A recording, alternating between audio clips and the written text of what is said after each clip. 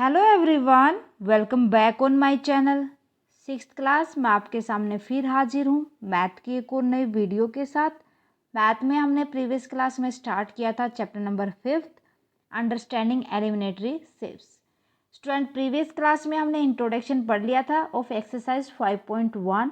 Hope आपको introduction अच्छे से समझ आ गया होगा और ये भी समझ आ गया होगा कि हमें क्वेश्चंस को किस तरीके से सोल्व करना है। सो स्टूडेंट, आज की क्लास में हम डिस्कस करेंगे एक्सरसाइज 5.1। जितने भी क्वेश्चन हैं आज की क्लास में हम 5.1 को कंप्लीट कर लेंगे। So let's start with question number first of exercise 5.1। Question number first is what is the disadvantage in comparing line segment by mere observation. हमारे पास कुछ ऑब्जर्वेशन है, अगर हम उनकी लाइन सेगमेंट को कंपेयर करते हैं तो उसकी कमी क्या होती है, उसकी डिसएडवांटेज क्या होती है। भाई आपको ये याद रखना कि यहाँ पर चांस होते हैं हमें कि जो हमारे पास एरर ज़्यादा होंगी, क्योंकि हम इम्प्रॉपर तरीके से उनको देख पाते हैं। जो ऑब्जर्वेशन है, कई बार क्या होता है कि स्लाइड की वजह से हम उसकी लेंथ को प्रॉपर नहीं मेजर कर पाते। कई बार क्या होता है कि अगर हम उनको बस मेयरली देखेंगे तो हो सकता है कि हमें कभी मतलब देखने में भी तो हमारी प्रॉब्लम हो सकती है ना। ओके, तो यही डिसएडवांटेज है। By mere observation in can not compare the line segment with slight differences in their length. अगर वो स्लाइटली शो होंगी तो वहां पर हमें प्रॉब्लम ज़्यादा आती है। वी कैन नॉट से which line segment is of greater length, कि उन दोनों में से कौन सी बड़ी लाइन सेगमेंट है और कौन सी छोटी। So hence the chances of error due to improper view are more. यहाँ पर जो इम्प्रॉपर तरीके से हम जो देखते हैं उस वजह से ज़्यादा चांसेस होते हैं एरर होने के। ओके, तो इस तरीके से हमें कोई भी एक डिसएडवांटेज लिख के आनी है। Second one is why is it better to use divider than a ruler while measuring the length of a line segment. भाई किसी भी लाइन सेगमेंट को जब हम मेजर करते हैं, देखो इंट्रोडक्शन के अंदर जो मैंने लास्ट पॉइंट डिस्कस किया था कि हमें जो प्रॉपर मेजरमेंट लेना है तो रूलर की बजाय हमें डिवाइडर को यूज करना चाहिए। ठीक है, तो वही आपसे पूछा है कि बेटर कैसे होता है divider by ruler. So while using a ruler chance of error occur due to the thickness of the ruler. जो रूलर की थिकनेस होती है उस वजह से हम प्रॉपर तरीके से उसको मेजरमेंट नहीं देख पाते, वहाँ पर गलती होने के चांसेस ज़्यादा होते हैं। एंड एंगुलर व्यू तो हमें पता ही नहीं चलेगा उसका, अगर वो एंगल सेम में है तो वहाँ पर मेजर करने में हमें थोड़ी सी प्रॉब्लम आती है। Hence use divider accurate measurement is possible. So अगर वहाँ पर हम डिवाइडर यूज करेंगे तो हमें एक्यूरेट जितना भी उसका मेजरमेंट है फिर उसको हम रूलर के ऊपर मेजर कर लेंगे तो वो प्रॉपर तरीके से हमें मेजरमेंट को बताएगा। वहाँ पर गलती होने के चांसेस भी बहुत कम होते हैं। Okay, so third one is draw a line segment से A B, take any C laying in between A B, measure of the length of A B, B C and A C is A B is equal to A C plus में C B. भाई कोई भी आपको एक A B length लेनी है, line segment लेना है। मान लो मैंने ये लाइन सेगमेंट ले लिया यहाँ पर ए बी, ठीक है, मान लो ये मैंने ले लिया 6.5 सेंटीमीटर होल।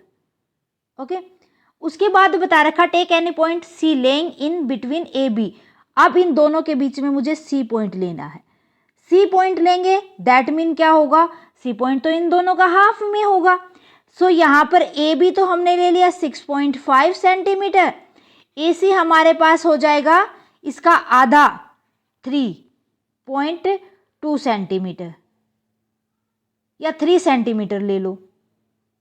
और उसके बाद जो सी बी होगा वो हमारे पास सी बी कितना होगा 3.5 सेंटीमीटर। थोड़ा बहुत ऊपर नीचे कोई बात नहीं, अपने आप लेना है। तो अब देखो, क्योंकि ये तो मिड पॉइंट मिडिल में लिया था हमने, कोई भी पॉइंट बिटवीन लिया था ना दोनों के बीच में, दैट मीन क्या होगा ए सी किसके, ए सी और बी सी दोनों को ऐड करेंगे तो वो ए बी बनेगा। कैसे, A B is equal to A C plus में सी बी। ए सी 6.5 है, ए सी हमारे पास 3 सेंटीमीटर प्लस में 3 3.5 सेंटीमीटर। अगर हम इन दोनों को एग्जैक्टली देखना तो 3.25 सेंटीमीटर लेंगे और इसको भी हम 3.25 सेंटीमीटर लेंगे, अगर बिल्कुल ये मिड में लेना है तो।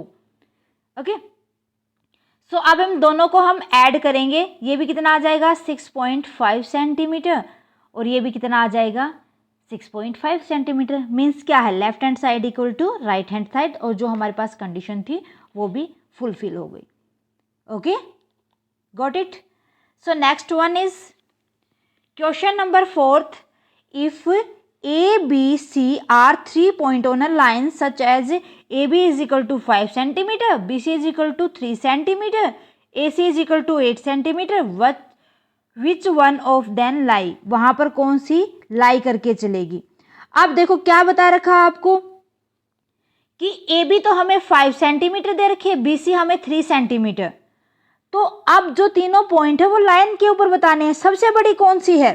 अभी हमने लास्ट में क्या पढ़ा था कि A B is equal to A C plus में बी सी या सी बी पढ़ा था ना।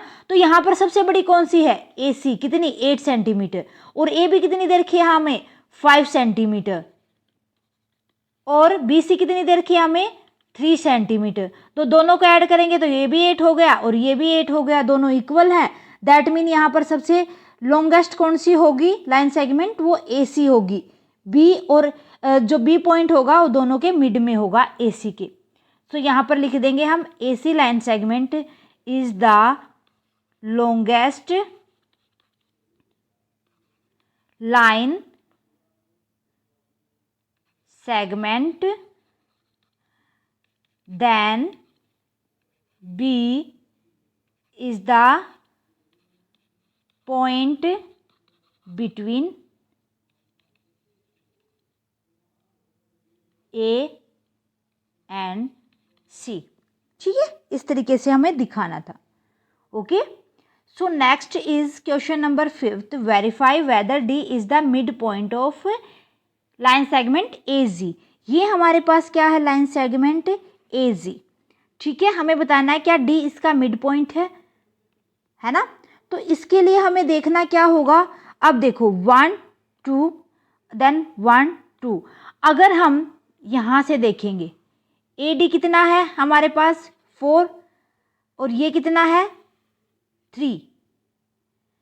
ठीक है, अब ये तो 4 सेंटीमीटर है, ये कितना है 3 सेंटीमीटर है। अगर हम इन दोनों को ऐड करेंगे 7 हो गया, और ए जी कितनी है हमारे पास 7 सेंटीमीटर है। इसका मतलब क्या है, दोनों इक्वल हैं। अगर इन दोनों को ऐड करेंगे तो इक्वल होगा, दैट मीन क्या होगा, D is mid point. Okay, तो इस तरीके से हमें इसको सोल्व करके दिखाना था, और इसके लिए हम लिख देंगे ये सारा सब लिख के A D is equal to D G, 10 D is mid point of A G line segment. ठीक है, इस तरीके से हम इसको दिखा देंगे। Okay, so next question number 6th is if B is the mid point of A C. A C आपके पास क्या है, एक लाइन सेगमेंट है, और सी उसका मिड पॉइंट दे रखा है, सॉरी बी इसका ए सी का मिड पॉइंट दे रखा है, सी मिड पॉइंट दे रखा है लाइन सेगमेंट बी डी का। Where A B C D lie on straight line से why A B is equal to C D. आपको बताना है कि ए बी सी डी के इक्वल कैसे है। देखो ए सी का मिड पॉइंट हम ले, ये तो हमने क्या ले ली ए सी, मिड पॉइंट ले लिया हमने इसका बी, एक ले ली हमने बी डी, और इसका मिड पॉइंट ले लिया हमने सी। इसी पे ले लेंगे कि हमें इसको आगे बढ़ा लेंगे, क्या है ये डी। अब बी सी डी का मिड पॉइंट हमारे पास हो जाएगा, इसको काट दो। ठीक है, बी और डी का सी। अब बताना है कि where A B C D lie on straight line से A B is equal to C D. A B किसके इक्वल है, सी डी के इक्वल। ए सी में से तो हम माइनस कर देंगे बी सी को, और बी डी में से माइनस कर देंगे बी सी को, तो हमारे पास A B equal to C D आ जाएगा। सो देखो B is mid point of AC। Then हमारे पास क्या आ जाएगा, AB equal to BC, equation number first मान लो। फिर उसके बाद क्या दे रखा, C is mid point of BD का मिड पॉइंट क्या है, C। So BC equal to CD, BC किसके इक्वल है, CD के। Equation second, from equation first and second, AB BC के भी इक्वल है और CD BBC के इक्वल है, BC दोनों के इक्वल है, AB के भी CD के भी। तो यहां से हम कह सकते हैं ना कि AB is equal to CD। अरे BC AB के भी इक्वल बता रखा और BC CD के भी, दैट मीन AB किसके इक्वल आ जाएगा, CD के। बस इससे ज़्यादा कुछ नहीं करना था, इस तरीके से हमें बताना था। क्लियर है।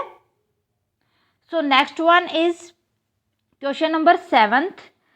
सो जो क्वेश्चन नंबर 7th है हमारे पास, draw 5 triangles and measure their side, check in each case if the sum of length of any two side is equal less than the third side, वो बताना हमें। सबसे पहले हम ट्राइंगल लेंगे, yes sum of two side, ये तो हमें पता होता है कि जब हम दो साइड्स का सम ऑफ करेंगे तो वो ज़्यादा होगा थर्ड साइड से। तो इसके लिए तो हम सबसे पहले सॉल्यूशन में लिख देंगे, yes sum of two sides of a triangle is always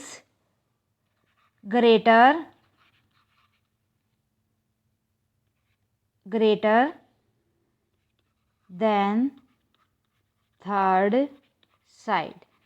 किससे बड़ा होगा, थर्ड साइड से। फर्स्ट देखो ये हमने ले ली,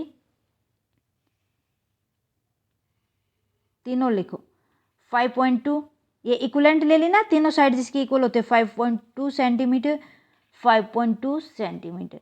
अब इन दोनों को ऐड करो, ठीक है, 5.2 और 5.2 10.4। अब ये देखो 10.4 सेंटीमीटर, इससे ज़्यादा है या नहीं है ना। एक और लेते हैं,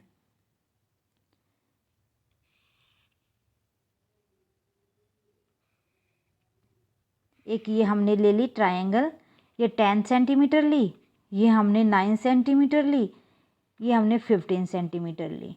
ओके, इन दोनों को ऐड करो, कितना आ जाएगा 19। ये थर्ड से तो फिर भी बड़ा है ना। एक और लेते हैं, हमें 5 बतानी है ऐसी। एक ये ली हमने, ये हमारे पास 5 सेंटीमीटर लगा लो, ये हमारे पास 8 सेंटीमीटर।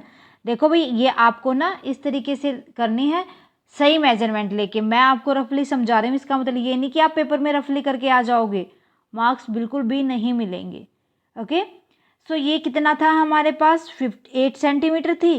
5 और 5 10 फिर भी 8 से ज़्यादा है, तो इनका जो सम ऑफ आएगा इससे हमेशा बड़ा आएगा। एक और देख लेते हैं, ये राइट एंगल ट्रायंगल हो जाएगी हमारे पास। ओके, ये 10 सेंटीमीटर, ये भी 10 सेंटीमीटर। अब इन दोनों को जब हम ऐड करेंगे, ये मान लो हमारे पास 18 सेंटीमीटर है। 10 और 10 20, फिर भी 20 से 18 से ज़्यादा है ना। अब उसके बाद देखो 5th नंबर पे ये हमारे पास 8 है, ये हमारे पास 15 है, ये 17 है। अब इन दोनों को ऐड करेंगे, 15 और 8 सेंटीमीटर हमारे पास हो जाएगा 23 सेंटीमीटर, और ये तो 17 सेंटीमीटर फिर भी इससे ज़्यादा है। मीन्स जब हमारे पास दो साइड्स का हम सम निकालेंगे, उनको ऐड करेंगे, तो वो हमेशा ज़्यादा होगा थर्ड साइड से। यही बताना था। देखो बहुत ही ईजी था, ज़्यादा मुश्किल कुछ नहीं था इसके अंदर। ओके, सो होप आपको अच्छे से समझ आ गई होगी हमारी एक्सरसाइज 5.1। आज के लिए बस इतना ही स्टूडेंट, मिलते हैं नेक्स्ट क्लास में विद एक्सरसाइज 5.2 इंट्रोडक्शन के साथ। आज की क्लास कैसी लगी प्लीज़ मुझे कमेंट सेक्शन में लिख दें, कोई भी डाउट हो वो भी कमेंट सेक्शन में लिख दें। क्लास अच्छी लगी तो प्लीज़ लाइक और अदर स्टूडेंट के साथ ज़्यादा से ज़्यादा शेयर करें। अगर आप साया सारन क्लासेस पर नए हैं तो फटाफट से साया सारन क्लासेस को सब्सक्राइब कर लें, बेल आइकन को दबा लें ताकि आने वाली क्लास की नोटिफिकेशन आपको मिल सके। Thank you very much student, bye bye and take care. मिलते हैं नेक्स्ट क्लास में।